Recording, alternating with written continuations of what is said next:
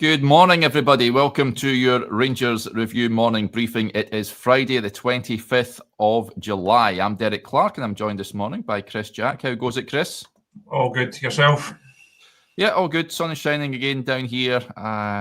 Nice summer's morning, so can't complain. So, yeah, there we go. And plenty to discuss with regards to Rangers. Before we do that, folks, a quick word for our podcast sponsors, Willows Fencing. If you need a new fence, these are the guys to call. The Glasgow-based fencing company you can trust, and proud partners of the Rangers Review. They're offering free consultations, and you get 10% off if you use the code Rangers Review on their website, willows-fencing.com. I was going to say big game tomorrow, but it's a decent game tomorrow. Tomorrow. Yeah, Rangers taking on Middlesbrough in a bounce game ahead of the Wednesday night second leg, Champions League qualifier in Athens against Panathinaikos. We'll discuss that game in a little bit on the show this morning. But we'll talk transfers. We'll kick off with transfers, Chris, because, of course, we reported a wee while ago now that Rangers had an interest in a number of wingers. Jerry Gassama has entered the building, but Russell Martin is keen to add more, and Rangers have an interest in the Crystal Palace youngster, 22 years, Gers Rak-Sakyi, spent last season on loan at Sheffield United. It seemed to have been ramped up yesterday morning when reports from down south, specifically David Ornstein, suggested that Rangers had a bid rejected, a loan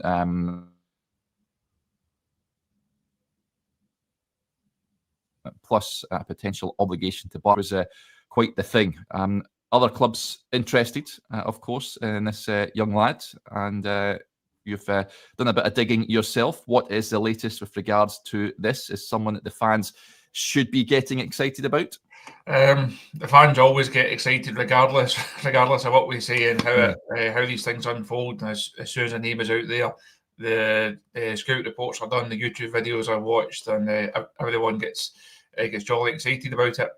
This is, as you said there, this is a name that has been doing the rounds for the last couple of weeks. It's one that we had on the site. I think Josh has reported previously that there will be more than one winger arriving this summer. Obviously, Rangers really short in that area. They do need more reinforcements. Now, obviously, Gassama comes in and makes a really impressive impact on Tuesday night, but Rangers need more reinforcements, and Rak-Sakyi is one that they're keen to bring into the football club if possible. That initial loan offer has been made, and we really just need to wait and see how this unfolds. A lot depends on Crystal Palace, obviously. Do they want to sell? Do they want to loan? Do they want to loan with an obligation? It really depends what they see his future to be. It really depends if they think he's got a long-term future at the club or not. Rangers very much in the race. They are really keen to bring him in. They may have to wait. This might not be one that's done within the next couple of days. They may have to wait a wee while on this one for all the pieces to fall into place. But certainly a player of interest. We understand that the potential options on it and the potential numbers on it are not quite at the £10 million mark. Around about 8 million or so, we believe. But it's still a real sign of intent from Rangers that they are in the market for this type of player, and potentially at that kind of level. I said they are exploring an initial loan deal, and he's certainly a player that Russell Martin is keen to bring into the club if possible. Yep, other clubs been linked to Southampton. Leicester and Coventry said to be keen on him. I never watched much of him, I've got to say, at Sheffield United. Actually, when he was on loan at Charlton a few seasons ago now, he actually played against Bolton.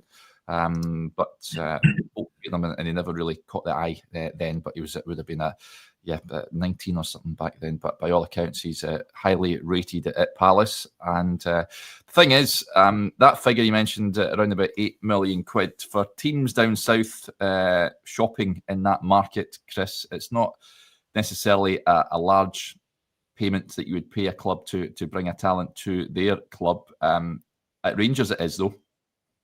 It is, and again, I think we can make this point at the start of the window when people were talking about the budget and how much will Kevin Thelwell be given to spend, how much will Russell Martin be backed.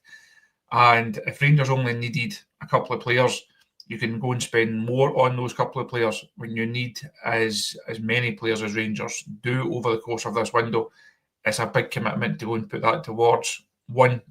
We know that the budget is not an unlimited pool. There is a set figure there that Rangers have to work to. So I think it is a real sign of intent that they are in this kind of market. Now we know that the impact that a really good winger could make. Saw it last season with Cherny. We think we've seen it so far with Gassama. Hopefully, plenty more from him to come. So Rangers really do need to strengthen in those areas. And Rak-Sakyi is one that they are keen to try and do a deal for. And I say it would be a real coup in some regards if you can beat off a bit of championship interest for a player. That says a lot because the finances down there, we know they can dwarf whatever Scottish clubs can throw at it. You can only hope that the lure of European football, the chance to hopefully win some prizes this season, and the chance also to work with Russell Martin, if that's a style of football that Rak-Sakyi is interested in, if that's a project that he's enthused by, that may well just tip it in Rangers' favour. But he does have a bit of interest from south of the border.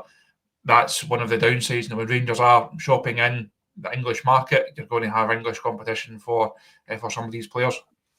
Yeah, I was going to say it may well be determined on what European competition Rangers are in, and of course the cash that will come with that as well. So it's one I very much expect to go way into the transfer window. I don't expect them to pitch up before Rangers travel to Athens next week, or I could be wrong on that one. But certainly having watched Kieran Dowell out there at right wing on Tuesday night, Chris, it's clear that Rangers do need to bring someone in that's more comfortable playing in that position. A Václav Cherny, if you like, but it's clear as day, everyone watching with eyes, that Rangers need almost a Jedi Gassama, but on the opposite flank would be nice. Actually, I saw someone mention Cherny's name in the comments there, asking how much he would have cost. It's probably round about that same level. But you look at the relative profiles and relative potential sell-ons, they're very different deals to be done. You're looking at Cherny and putting that amount of money into him. Every chance that you don't get that back, if you put that into someone like Rak-Sakyi and he does well, you easily make that back. You easily make a profit on him. So yes, you could say, well, £8 million is £8 million with it, which it is, but that kind of that dilemma is one that Rangers have to weigh up. And I think you look at the model that they are working on, it's always more likely to fall down on the side of a Rak-Sakyi type signing rather than a Cherny like signing. Wide players in general, they're just too short of them. The Oscar Cortez situation continues to pose more questions than it does provide answers. If he can't get in the side now, when is he ever going to get in this team?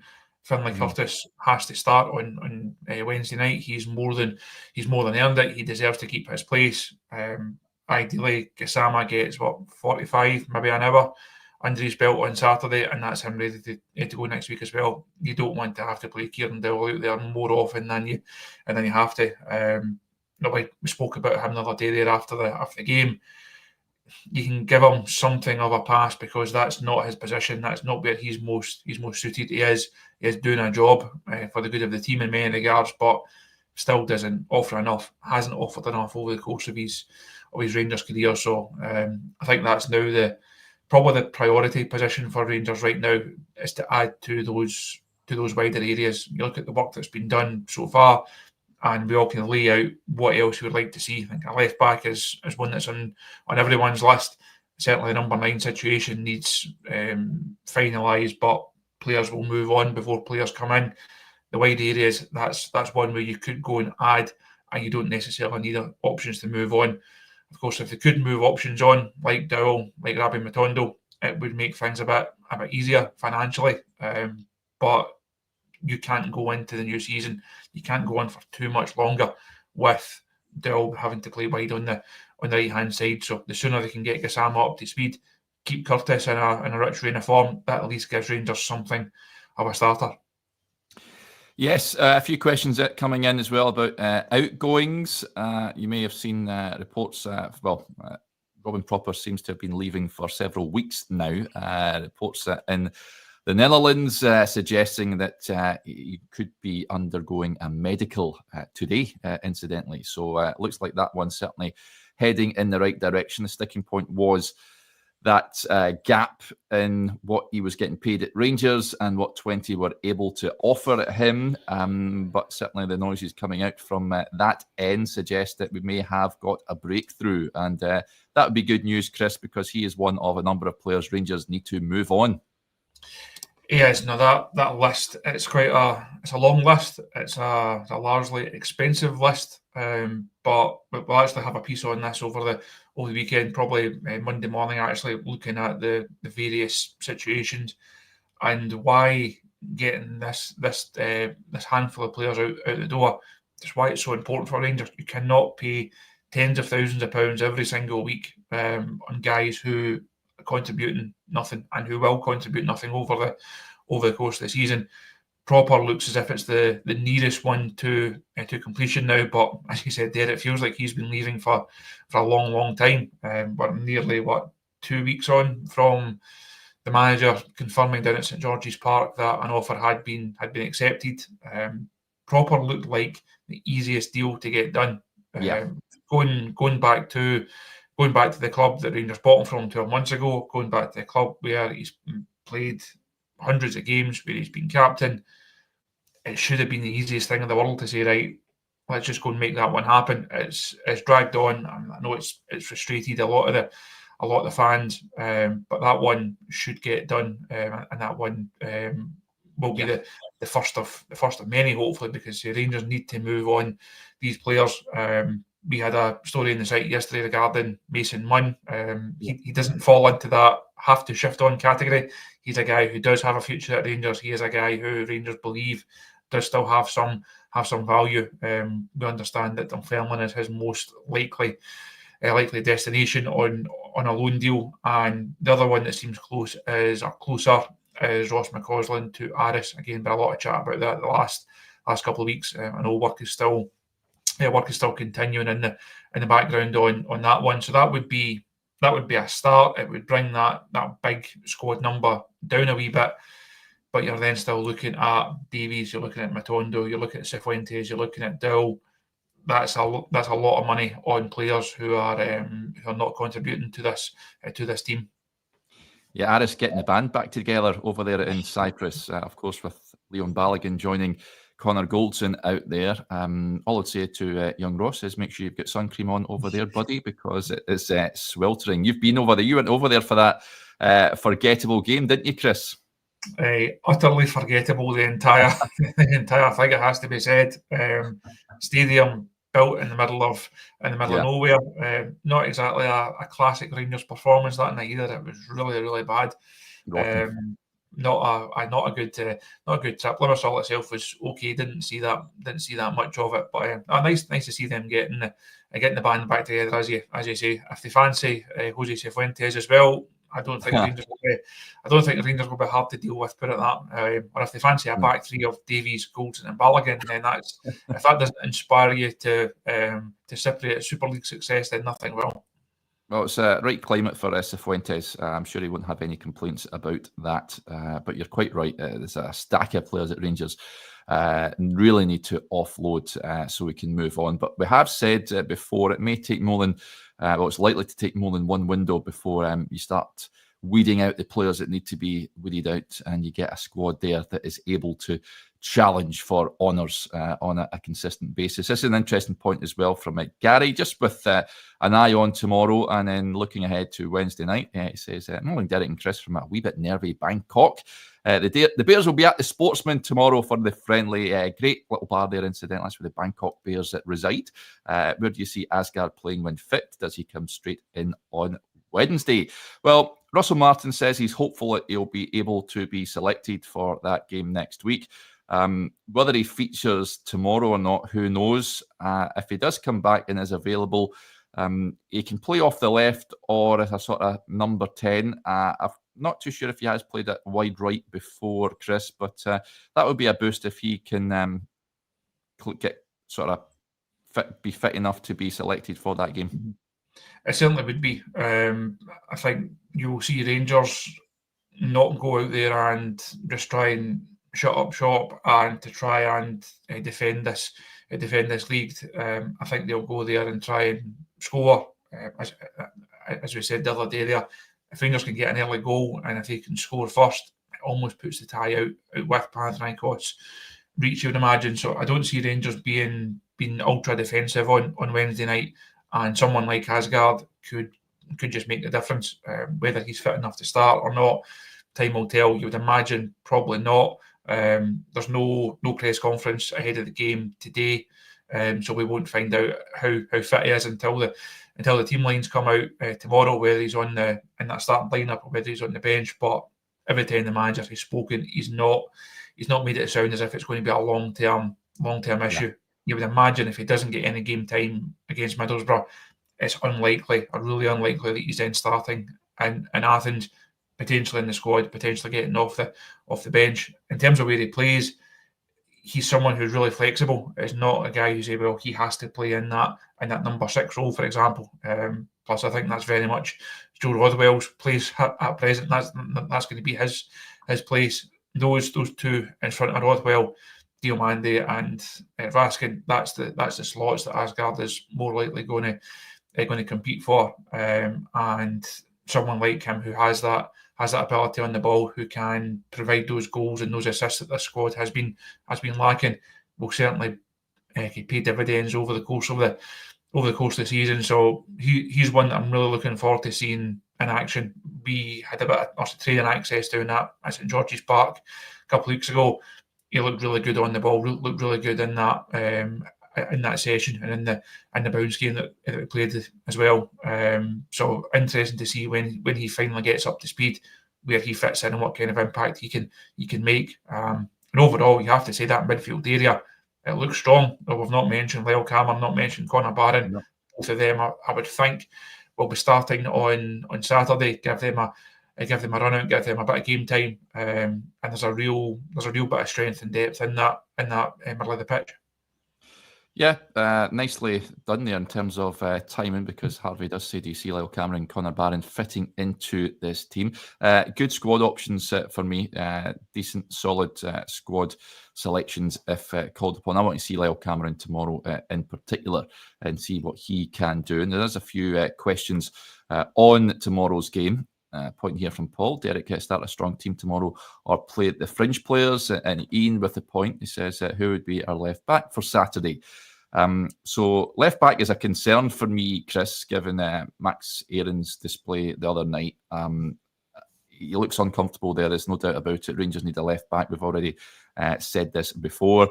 I would be starting Jeffrey on Saturday just to see what he can do, if he's capable of coming through that game, given that he is a left back by trade. I would also be tempted at playing him on Wednesday night as well. But in terms of the point from Paul, I think it'd be largely fringe players. I would not be surprised if Hamza Igaman and Cyril Dessers start the game on Saturday. They need minutes in the legs. Oscar Cortez needs a run out. Just trying to think if there's anyone else. Comment before from Harvey. I expect Connor Barron to play at some point. Think it will be a mostly fringe with some players needing minutes, getting opportunities. I would imagine so. I think they're looking at Fernandez probably starting at centre half, maybe even someone like Bayrami coming into that side as well. I don't think you'll see many of the guys that Russell Martin will depend on Wednesday night. I don't think you'll see them starting the game. If they do, you're not getting 90 minutes out of them because there's no need. The left back one, there's almost two trains of thought on it. Do you play Jeffrey because he also needs the game time? We need to try and get him up to a level as quickly as possible, or do you play Aarons just to give him another game at left back? If that's going to be the position he's going to play, it's another hour or so in a role that is perhaps a bit more unfamiliar?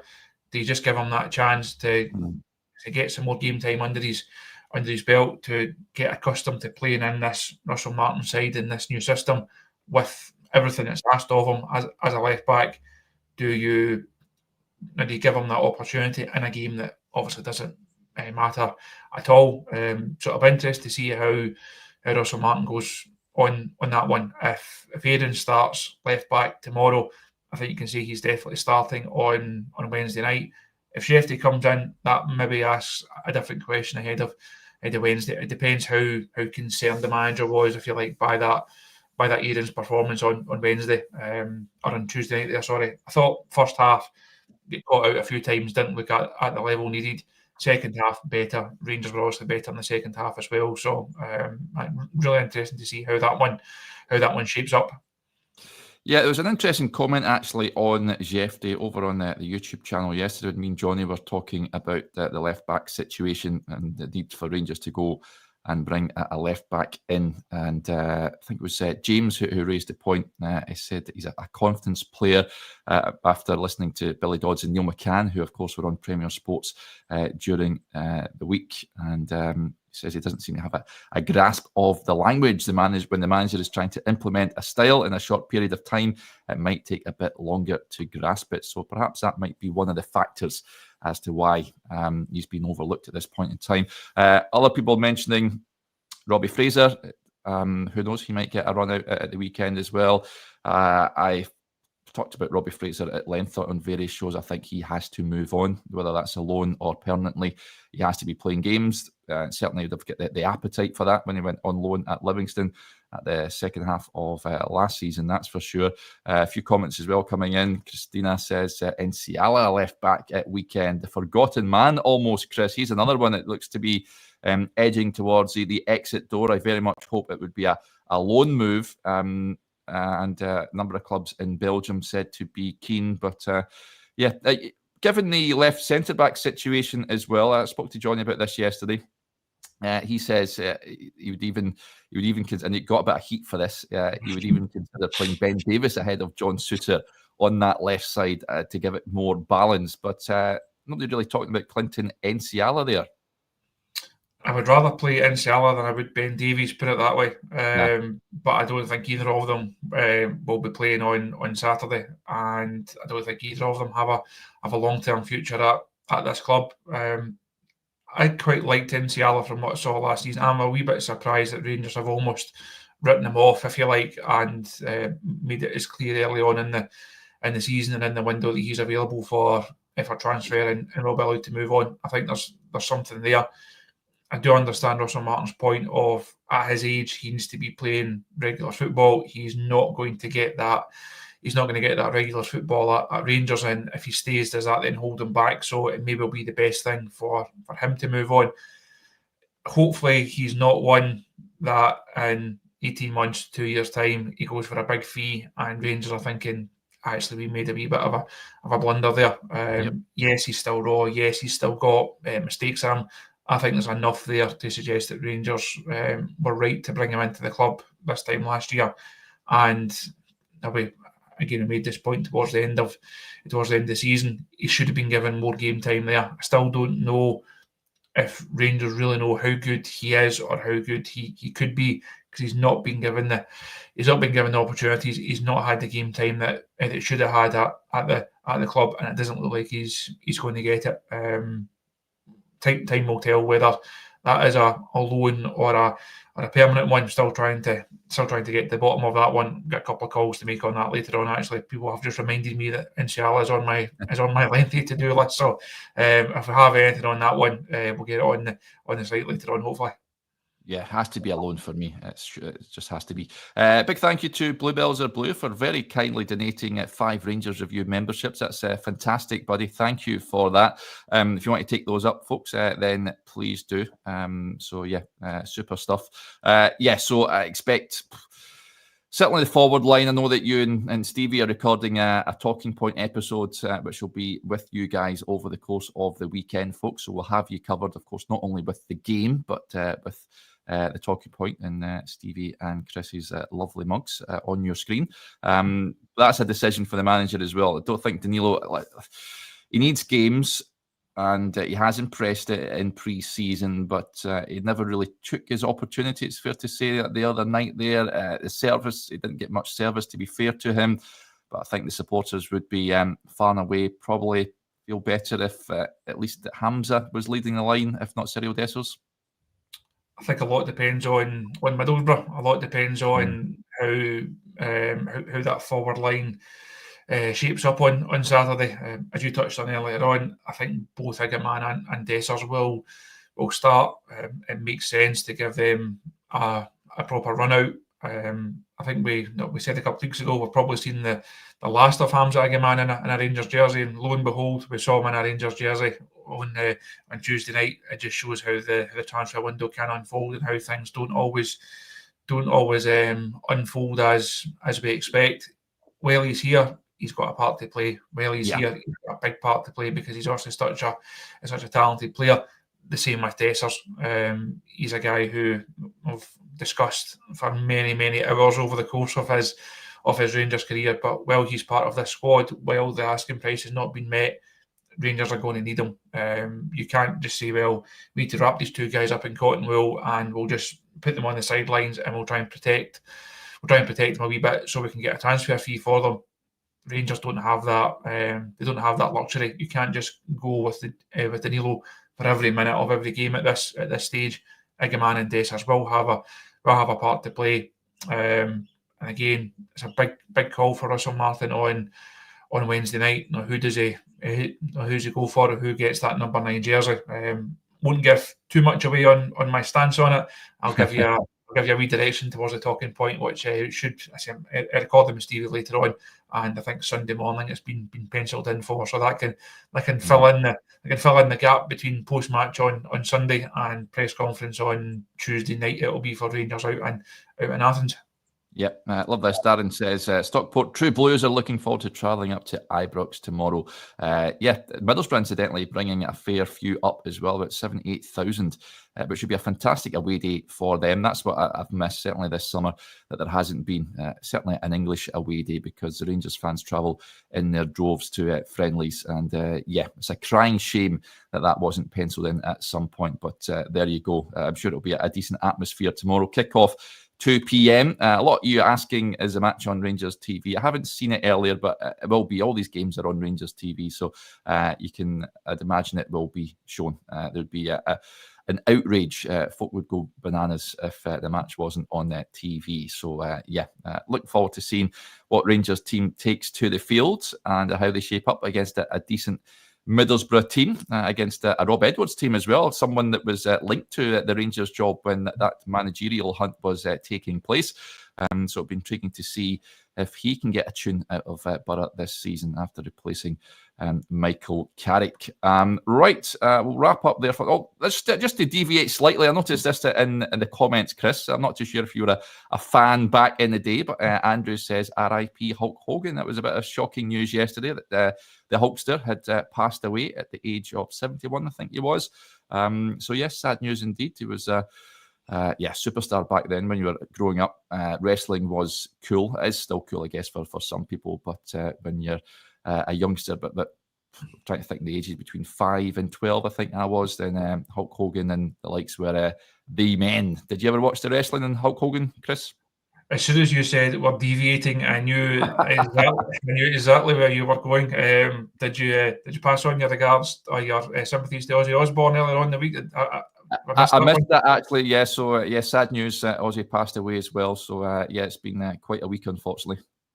A bad week to be an aging legend. Thankfully, none of us are in that particular category. But as you say, I saw a lot of social media chat about that last night. A lot of people here reminiscing about their childhood. Yeah, Yep, I had the action figure when I was young, and yeah, he'll be sadly missed, that's for sure. Right, that'll do us there. Big thank you to Chris as ever, and thank you to you all for tuning in to the programme. It's very much appreciated. Tomorrow, of course, we'll have all the usual coverage from Ibrox, pre-match and the post-match shows will be coming your way, and as Chris mentioned, we'll have you covered on Sunday as well with the latest episode of The Talking Point. Right, whatever you're up to today, enjoy it, and we'll speak to you later on. Bye for now.